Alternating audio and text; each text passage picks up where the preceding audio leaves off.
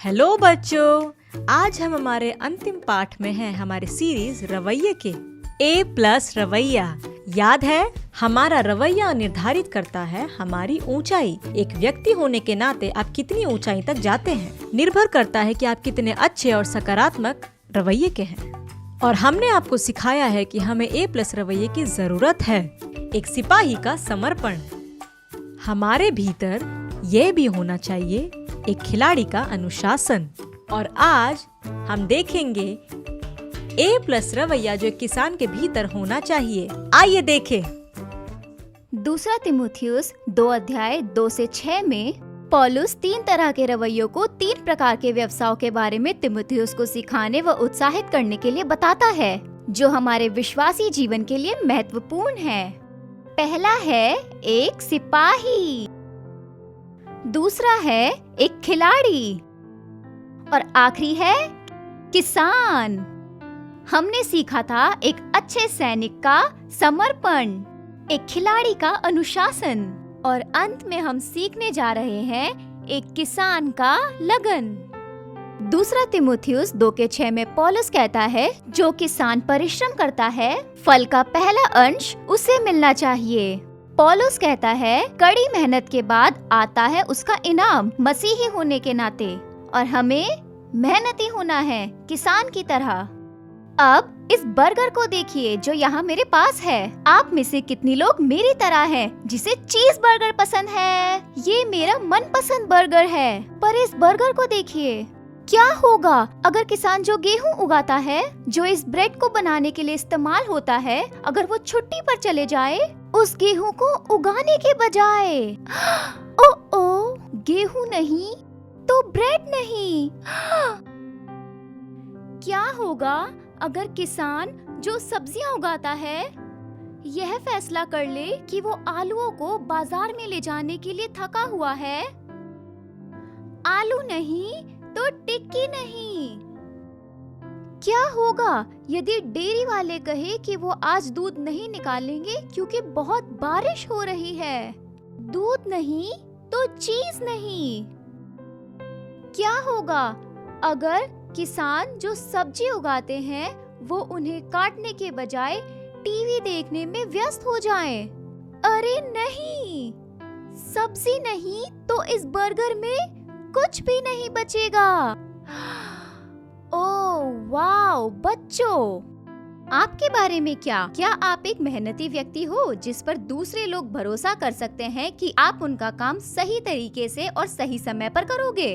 आपके पास जो काम है वो भी उतने ही महत्वपूर्ण हैं, जैसे कि अपना बिस्तर ठीक करना, अपनी प्लेट साफ करना, अपना खाना खत्म करने के बाद फर्श से कूड़ा उठाना, अपने घर का काम करना और सही समय पर स्कूल पहुंचना।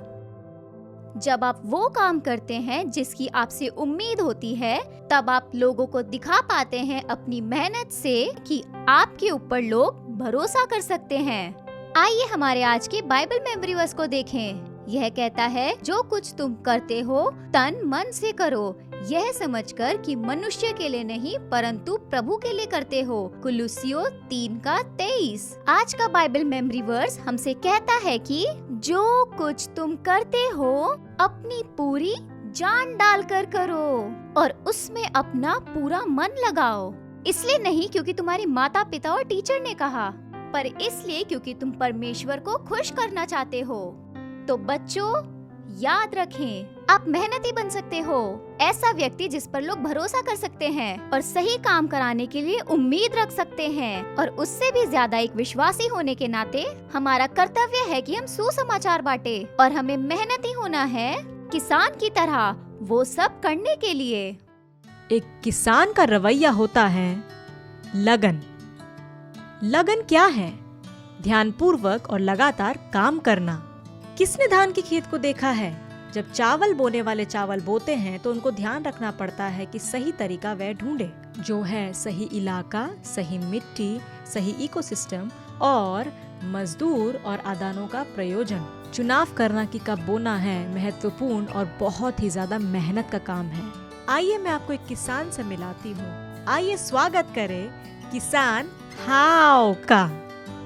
वाह, ओह, आज बहुत गर्मी है। ओह, हेलो सभी को। हेलो बच्चों। जैसे आप देख सकते हो, मैं हूँ किसान हाओ। मेरा नाम है योंगकुंग, तो इसलिए सब लोग मुझे बुलाते हैं किसान हाओ योंगकुंग। जी हाँ, एक किसान को हमेशा योंगकुंग होना चाहिए, क्योंकि हम चाहे कुछ भी करें, हमें हमेशा मेहनत से ही करना होता है। जब भी मैं खेती करता हूँ, मैं ये ही गाना गाता हूँ।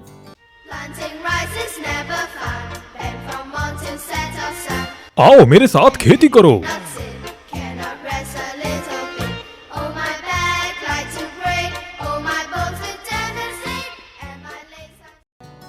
किसान हाओ अपना बेहतर देते हैं और लगन से काम करते हैं ताकि वो अपेक्षा कर सके एक अच्छी खेती की। इसी तरह एक मसीही जीवन का मतलब ये नहीं है कि आप इधर उधर घूमते रहे और परमेश्वर आपके लिए काम करे, लेकिन आपको परमेश्वर के लिए काम करना है और उसके विश्वास योग्य दास के लाभ उठाना है। लेकिन बहुत से मसीहों का रवैया आजकल ऐसा है कि मैं मसीही बना हूँ ताकि परमेश्वर मुझे आशीष दे और मेरे लिए काम करे। अगर वो नहीं करेंगे तो मैं उन्हें छोड़ दूंगा। मैं नहीं जीना चाहता एक मुश्किल जीवन। यही वो चीज है जिसके लिए पौलुस हमें चेतावनी दे रहे हैं। मसीही का मतलब है लगन के साथ काम करे उन संसाधन के साथ जो हमें मिला है। आप देखते हैं, एक सिपाही को उसके कार्य के अलावा काम के लिए सराहना मिलती है, उसे मेडल मिलते हैं और अपने अगुए चीफ से सराहना के शब्द भी मिलते हैं। एक खिलाड़ी को तारीफ और ट्रॉफी मिलती है अपनी उपलब्धि के लिए। भीड़ उसके लिए ताली बजाती और चिल्लाती है, लेकिन एक किसान को कभी भी ऐसी तारीफ और ध्यान नहीं मिलता है। वैसे ही हमें भी लगन के साथ मेहनत करना है, चाहे हमें कोई इनाम, ट्रॉफी और ताली ना मिले। और हम ये इसलिए करते हैं कि हम खेती की अपेक्षा करते हैं परमेश्वर के राज्य के लिए, और हमारा इनाम परमेश्वर से आता है। बाइबल हमें परमेश्वर के एक जन के बारे में बताती है जो है यूसुफ। यूसुफ का जीवन चढ़ाव और उतार से भरा हुआ था, लेकिन परमेश्वर यूसुफ के साथ थे। यूसुफ ने सब कुछ अपने पूरे मन के साथ परमेश्वर के लिए किया, ना कि किसी मनुष्य के लिए। अब यूसुफ अपने भाइयों द्वारा बेच दिया गया था। उसे मिस्र में एक प्रधान व्यक्ति पोतीपर को बेच दिया गया। उसने एक दास की तरह शुरुआत की, पर परमेश्वर यूसुफ के साथ थे और उन्होंने यूसुफ को सब कुछ ठीक से करने में सहायता की। यूसुफ पोतीपर के घर में बहुत ही ईमानदारी से काम करता था, इसीलिए पोतीपर ने उसे अपनी सारी संपत्ति का अधिकारी बना दिया। लेकिन समस्या तब आई जब पोतीपर की पत्नी ने यूसुफ के बारे में अपने पति से झूठ बोला, तो पोतीपर ने यूसुफ को जेल में बंद कर दिया। यहाँ तक कि जेल में भी परमेश्वर यूसुफ के साथ थे। यूसुफ ने वहाँ भी ईमानदारी से काम किया और जेल के दरोगा ने उसे सब कैदियों के ऊपर प्रभारी बना दिया। यूसुफ के कुछ समय तक जेल में रहने के बाद उसे फिरौन के सामने लाया गया। उसने फिरौन के देखे गए सपनों का अर्थ बताया। फिरौन ने यूसुफ के द्वारा कही गई बातों के ऊपर यकीन किया और उसे मिस्र का प्रधानमंत्री बना दिया। अंततः यूसुफ ने सूखे के 7 वर्षों के दौरान पर्याप्त अनाज पाने के लिए फिरौन के राज्य में लगन से काम किया। यहाँ तक कि उसके पिता और भाई भी अपने परिवार के साथ यूसुफ के पास आकर मिस्र देश में रहने लगे थे। उनकी जरूरत के हिसाब से वहाँ उनके लिए खाना था। यूसुफ के जीवन से हम सीख सकते हैं कि परमेश्वर मेहनती लोगों के हाथों को आशीष देता है। तो बच्चों, हम भी यूसुफ की तरह बने। आए मेहनती होने का सकारात्मक A+ रवैया रखें।